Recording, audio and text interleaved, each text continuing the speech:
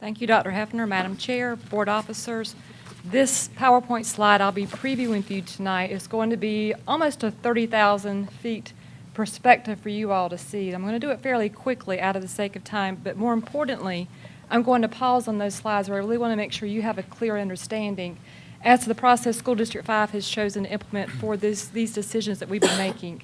I'll say to you in the beginning, although the slide says teacher effectiveness in School District 5, we're following the lead of our State Department, who is trying to make sure we're in compliance with federal expectations.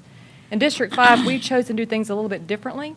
We've chosen to make sure that our teacher representatives through our faculty advisory, our Teachers of the Year this year and the previous year, who meet with Dr. Hefner and his executive staff on a monthly basis, have been instrumental in making decisions about this process. So I'm going to highlight for you some information just for you to be aware as to what's going on, but we really credit our teacher leaders for these decisions that we have made thus far.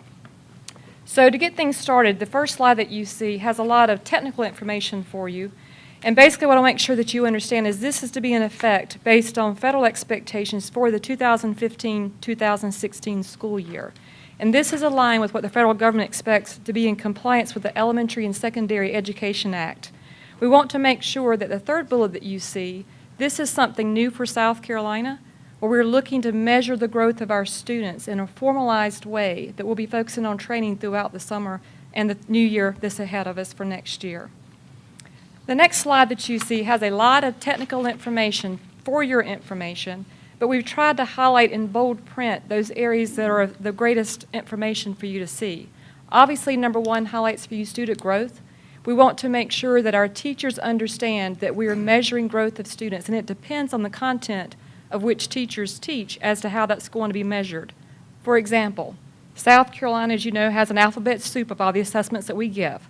So those classes that are taught for language arts and mathematics, they already have a state assessment. We will be measuring the growth, the value of adding that our teachers are doing to grow students for those teachers in those content areas. But on the flip side of that, we also have some content areas outside of ELA and mathematics. So in that way, we'll be writing student learning objectives, which you see for compliance of student growth as the number one. So regardless of what's taught, we are going to find the appropriate way to measure the growth that our teachers are having through their instruction to reach the needs of our students. The second one is hopefully going to highlight an area that we're already doing in School District 5 because that's in compliance with state expectations. You see the highlighted part in bold is the professional growth and development plans.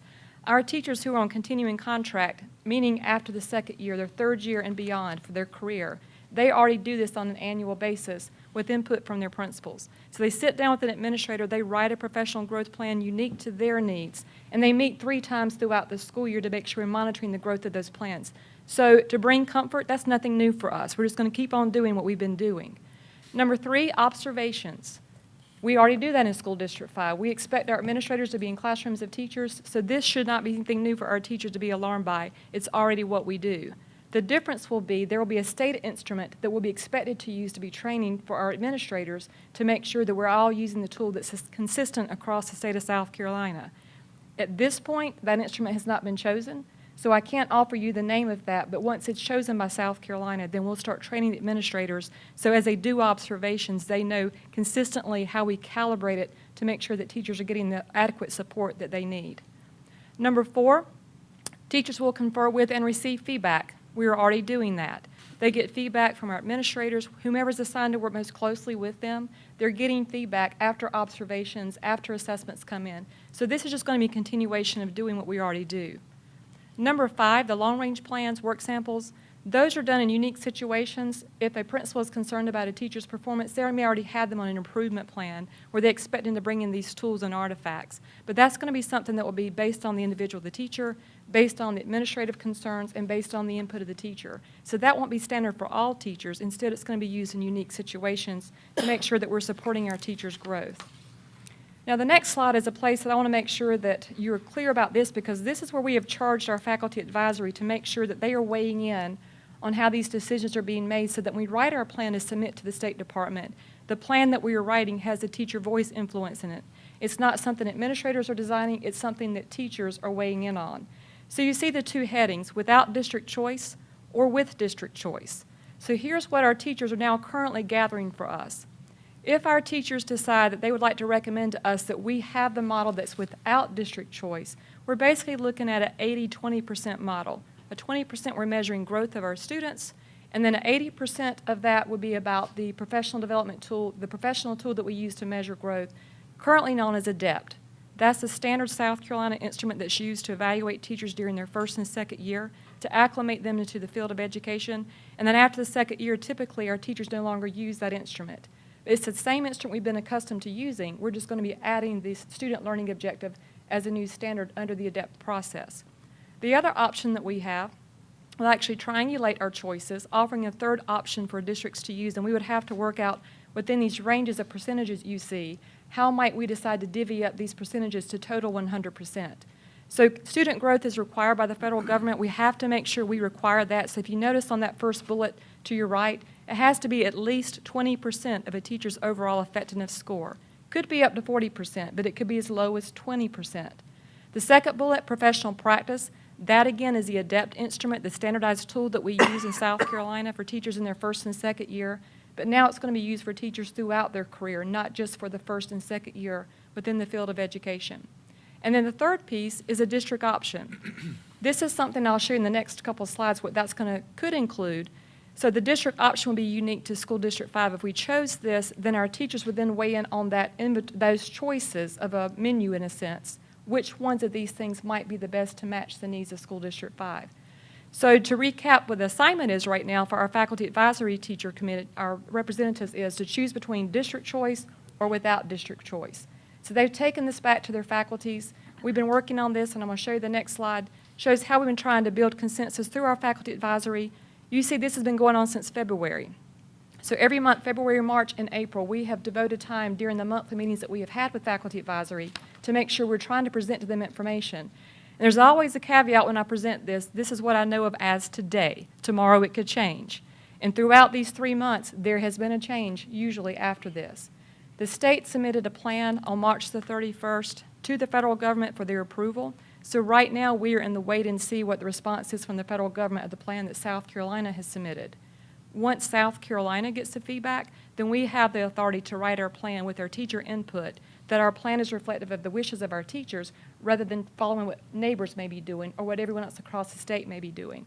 But we're fortunate we've had 3 months of this, and we've already targeted the next meeting, which is in May, to make sure that we have a final recap of these decisions to make sure that consensus has truly been reached.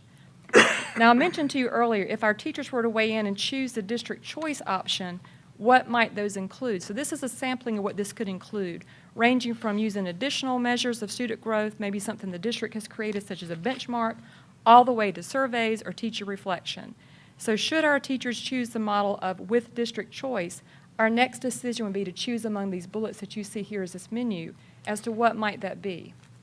So those are more decisions to be made in the month of May. Finally, I've left with you a quote that I actually lifted out of the report, and I don't like reading to people, but since everyone may not be able to see the slide easily, I'll just read this quote. Every student in South Carolina schools deserves an effective teacher. Teachers deserve timely, thoughtful feedback about their practice to grow and develop at all stages of their professional career. In School District 5, our focus is to make sure that we are growing teachers, supporting instruction, not to penalize our teachers, instead to support them, give them the resources they need, give them the feedback they need so they can be successful. This is not a model that we're going to use to try to get teachers out of the field. We saw earlier today our results in the classroom are much higher than the network average across international results. So our role is to make sure that we use this model to help assist and grow our teachers to better reach the needs of our students. Dr. Hefner, that completes the report. Should you like questions? Yeah, absolutely. Okay. Do any board members have questions? Ms. Hammond? The state plan you're saying, or we can submit ours, each school district individually can have their own if it's approved by the state? Yes, ma'am. Once the federal government approves the state of South Carolina plan, the South Carolina plan offers one of those two options, with district choice or without. And then Ms. Brown and her staff have to submit the plan to the State Department of how we plan to do this, and that's due the month of June. So we'll meet with the teachers in May. She and her department will get quickly writing in this, as well as the instructional support, and then it will be submitted to the State Department for the month of June. And is there any, this is a different subject, but the same thing, are you measuring the tool for measure of growth is what really concerns teachers the very most. Sure. Because every kid you get comes at a different level. Right. And we know of differentiating teaching, but it's still hard. Right. Is there any new tool that you've seen that they're speaking about to actually measure that growth that may put teachers at ease? Well, I'll say Mr. Bounds and Missy Wall Mitchell through accountability, they're instrumental with being our leaders with that particular area. But there's a system that Missy Wall Mitchell and her staff have been leading principals. In fact, there's a meeting tomorrow afternoon, if I'm not mistaken, on the EVOS system that's going to add look at the value added measure of that. But fortunately, I can say that South Carolina has been very thoughtful and slow with this, so the actual observation tool has not yet been chosen. But we believe that our data team process, which you heard is a powerful practice earlier today, we believe that our teachers have an advantage over many neighboring districts because we have focused so hard for the last 5 years on preparing our teachers to use data and to grow them. But I'll also add an additional caveat of that. Because of this, the design of this model, if a student were to come in and not be in attendance for a percentage of the year that's adequate to show that the teachers had an opportunity to grow that student, then the teacher will not include that student with their roster. So you have to have been in attendance as a student enrolled in that class for a percentage of the time to make sure you could truly impact that student. It wouldn't be fair to you to have a student come in just weeks before an assessment's given and then you be held accountable and you haven't had the chance to get the instruction in. So a little bit of free. And then how about SPED kids? Are they still, their growth added into that?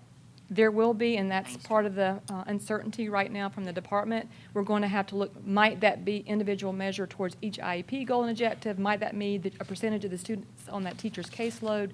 There's a lot of we don't know yet, and that's one of the areas that we They just are don't simply looking know. at that, 'cause Yes, that's ma'am. such a concern. Yes, ma'am. With special needs. And this is they're part of the all- EVOS system that Mr. Bounds and Ms. Wall Mitchell are working with that to make sure that we look to see the percentage of the time a student is in School District 5 classrooms, what percentage of that time is that student actually in your classroom versus a resource teacher's classroom?